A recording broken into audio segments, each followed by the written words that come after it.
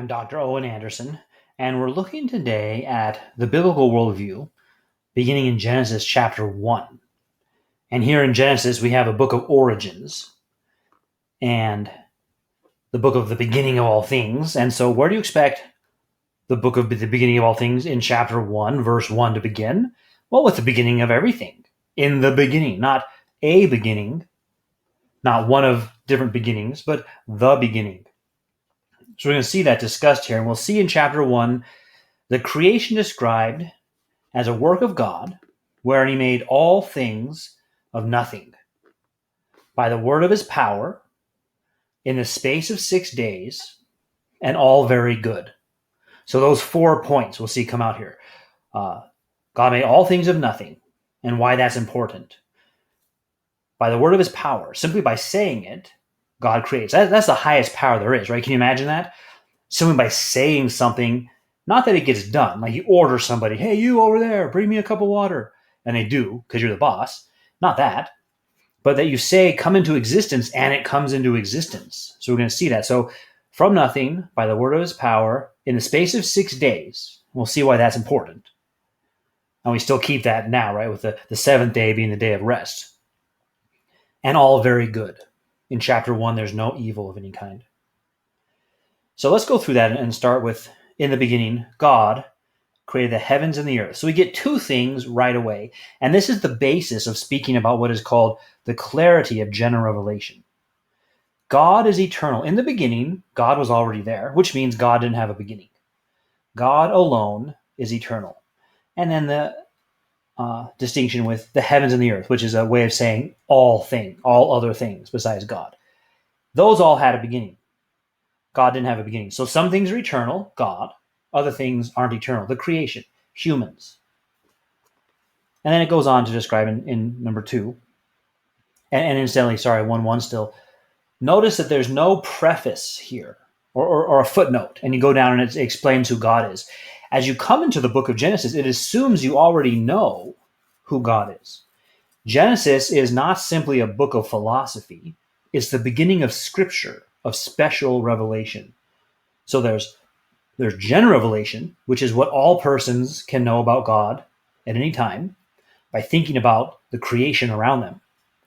And then there's special revelation, which is redemptive in its purpose.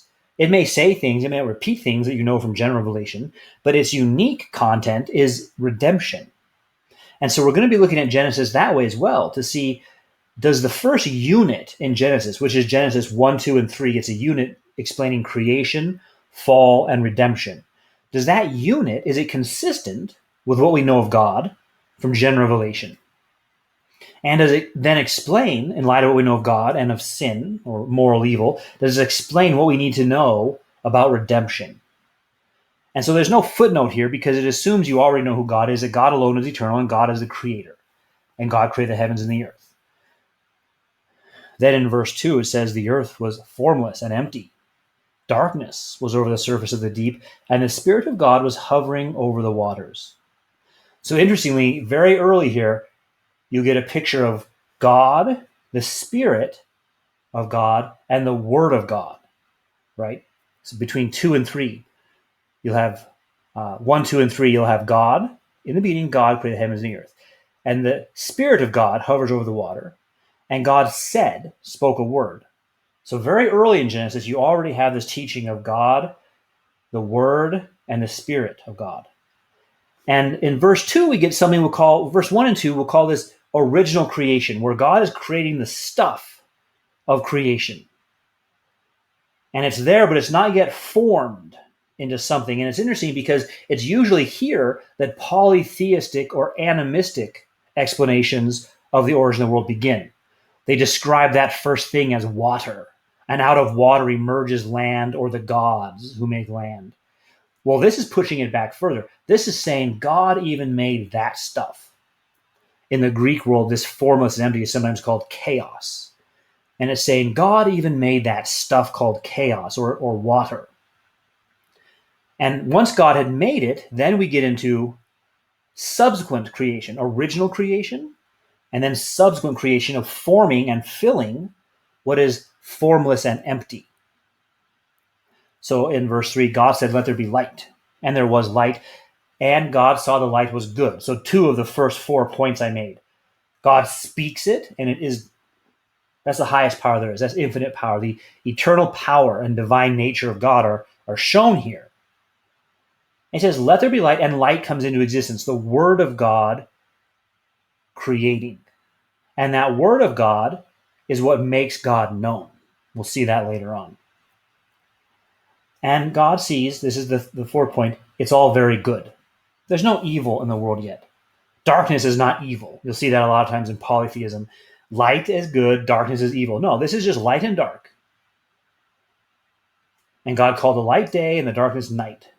And there was evening and morning the first day. So in a space of 6 days, and all very good. First day, light.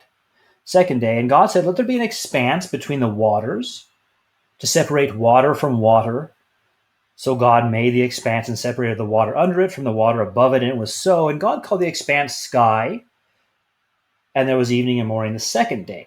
So interesting again, right? Forming and filling, subsequent creation. Forming and filling what is formless and empty. So light and dark, and now an expanse of sky, of the 2 waters above and below. And God is doing this, God the creator, not some other, not the sky god and the earth goddess. God made these things, and God is the one forming them. God is not distant and far removed. God is actively involved in creation. He doesn't have other things creating for him, like the Gnostic teaching that angels of lesser and lesser degree are the ones involved in the world because they view the world as evil. And God's too good to get involved in the world. So he has other creatures get involved in the world for him. Not at all. Here it says God saw the world as very good, and he's actively involved. He's the one making the world. And so then we get in 9. And God said, "Let the water under the sky be gathered into one place, and let dry ground appear." And it was so. And God called the dry ground land, and gathered the waters. The gathered waters he called seas, and God saw that it was good. Now here's still the 3rd day as we go on to verse 11. But notice here again, the gathering of waters, so the dry land appears. And God is the one doing that, God the creator, not some other being. And when this is written, you'd have both the Mesopotamian and the Egyptian deities who had this chain of deities. And they'd be the ones involved. And so this book, these scriptures are replying to those and saying, no, it's not those lesser beings. It's God the creator who made all these things. And then verse 11, God said, "Let the land produce vegetation, seed-bearing plants and trees on the land that bear fruit with seed in it, according to their various kinds." And it was so. The land produced vegetation, plants bearing seed according to their kinds, and trees bearing fruit with seeds in it according to their kinds. And God saw that it was good. And there was evening and there was morning the 3rd day. So now just on day 3, when you have land appear, you also have vegetation appearing. And they're going to bear fruit with seeds, each according to their own kind. A peach tree has peach seeds. An apple tree has apple seeds. So each of them according to their own kind. And the land produced these fruits. And God saw it was very good. Not a walnut tree has peach trees or something like that. And so you have now plant life and land. And it's very good. No evil. And now the 4th day. And God said, "Let there be lights in the expanse of the sky to separate the day from the night, and let them serve as signs to mark the seasons and days and years. And let them be lights in the expanse of the sky to give light on the earth." And it was so. God made 2 great lights, the greater light to govern the day and the lesser light to govern the night. And he also made the stars. And God set them in the expanse of the sky to govern light on the earth, to govern the day and the night, and to separate light from darkness. And God saw that it was very good, or that it was good. And there was evening and there was morning the 4th day. So interestingly, we had before light and dark. Now we have them specifically collected into the sun and the moon and the stars. And these govern night and day and seasons, times of the year. So this doesn't fit into an evolutionary framework. You couldn't say that this is kind of the evolution of the universe from the Big Bang down to life, because you had vegetation before the sun. And the sun is created as a thing after there had been vegetation on day 3. That doesn't fit very well at all. You might try something like, well, it's from the perspective of Earth, the atmosphere was cloudy and you couldn't see the sun and the clouds went away and then the sun was there and that's day 4. Well, that's not what it says at all. Let there be lights. And it was so. And God saw that it was good. God's still actively involved in the creation, and everything in the creation is good. And God said, let the water teem with living creatures, and let birds fly above the earth across the expanse of the sky. So God created the great creatures of the sea, and every living and moving thing with which the water teems according to their kinds, and every winged bird according to its kind. And God saw that it was good, and God blessed them, and said, be fruitful and increase in number, and fill the water in the seas, and let the birds increase on the earth. And there was evening and there was morning the 5th day. So now we have birds and fish. And it's important here to notice they're told, be fruitful and multiply, increase in number. Each after their own kind is emphasized. A kind of bird, a robin has robin kids. A sparrow has sparrow kids. A tuna, a fish, has tuna kids, right? Not each in degrees leading to another kind.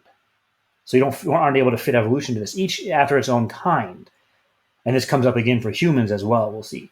But to be fruitful and multiply. So you get a picture that the world is not being created filled with fish, filled with birds, filled with vegetation. It's being created in a central location and to fill the earth, be fruitful, multiply. Otherwise, you wouldn't tell it be fruitful, multiply, filling the earth. It's already filled the earth. And we'll see that command come up again with humans. So fill the water and the seas and increase on the earth. And so we have then day 5. And now day 6, and God said, let the land produce living creatures according to their kinds, livestock, creatures that move along the ground, and wild animals, each according to its kind. And it was so.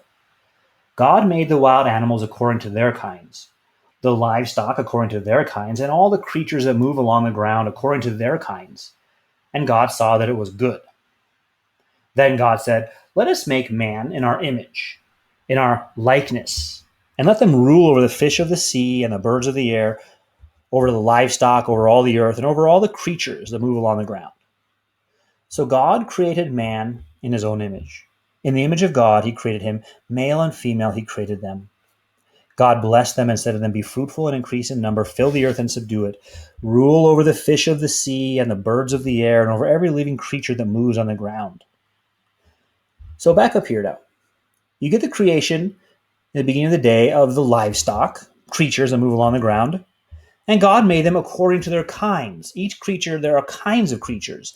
And they're to be fruitful and multiply according to their kinds. Not according, it has a baby of another kind, but you have offspring according to each kind. And then humans at the very end of all these things.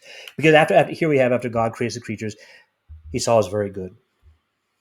Then God said, let us make man in our image, in our likeness, and let them rule over the fish of the sea. So you get now dominion. And dominion, the ability to rule here, we'll see, explained a little more in chapter 2, but it's ability to understand. Only humans, made in the image of God, have that knowledge and the ability to understand the excellence in the world and what it reveals about God. So we get here in 26, the beginning of the work for mankind, the purpose for mankind, ruling not merely for might, because the lion is king of the jungle. The lion can rule the jungle with might. Humans are ruling here by what makes them distinctively human, because they can understand the world. And they understand that the world created reveals something about who God is. So that's what it means to say God created man in his own image. And we have here the beginning of male and female. Male and female, he created them, each after its own kind. Male and female both come from parents, not the first two, but as we get into history, male and female produce the next generation. That's how God created them. And God blessed them and said to them, be fruitful and increase in number. Fill the earth and subdue it. Rule over the fish of the sea and the birds of the air, and over every living creature that moves on the ground. So be fruitful, multiply, 2 commands, and have dominion. Those are the first commands given to humans. Use what is distinctively human about you, your intellect, and rule over the creatures. And fill the earth. There's only 2 humans. Fill the earth. Then God said, I give you every seed-bearing plant on the face of the whole earth, and every tree that has fruit with seed in it. They'll be yours for food, and to all the beasts of the earth, and all the birds of the air, and all the creatures that move on the ground, everything that has the breath of life in it, I give every green plant for food. And it was so. So now they're given food. Notice, every creature eats every green plant, not each other. The world is very good. There's no suffering, no creatures devouring each other, no humans devouring each other. And that's important because the world is good, no evil. So again, this doesn't fit very well into evolutionary theory, which says there's been evil forever. From the beginning, the whole mechanism of evolution is suffering and death, struggle and survival. That's what Darwin noticed. And he built his whole system around that. But the problem is this, although it's true now, he correctly notices that now the world's filled with suffering. Was it always filled with suffering? Genesis is saying it wasn't always filled with suffering. We're going to have to figure out where suffering came from. In the beginning, it wasn't so. The world was made very good. And God looked and saw everything that he made. It was very good. And the evening and the morning, there was the sixth day. So Genesis 1, God alone is eternal. God creates all things. They're not eternal. And they're created from nothing, which means they're not eternal with God. It's not as if the creation is a chunk of God and he breaks off part of himself and that's land, and he puts some hairs on there, that's trees. No, that would be to say it's eternal with God, and it's not eternal with God. God alone is eternal, and God brings it from nothing previously existing that has existed from eternity, by the word of his power in the space of 6 days, and all very good. And so that helps us finish now Genesis chapter 1, affirming what is clear from general revelation, giving us more details about how creation worked, but we already knew from general revelation something must be eternal. God alone is eternal, not the creation. So from here we'll get into chapter 2 with more description about the work of man.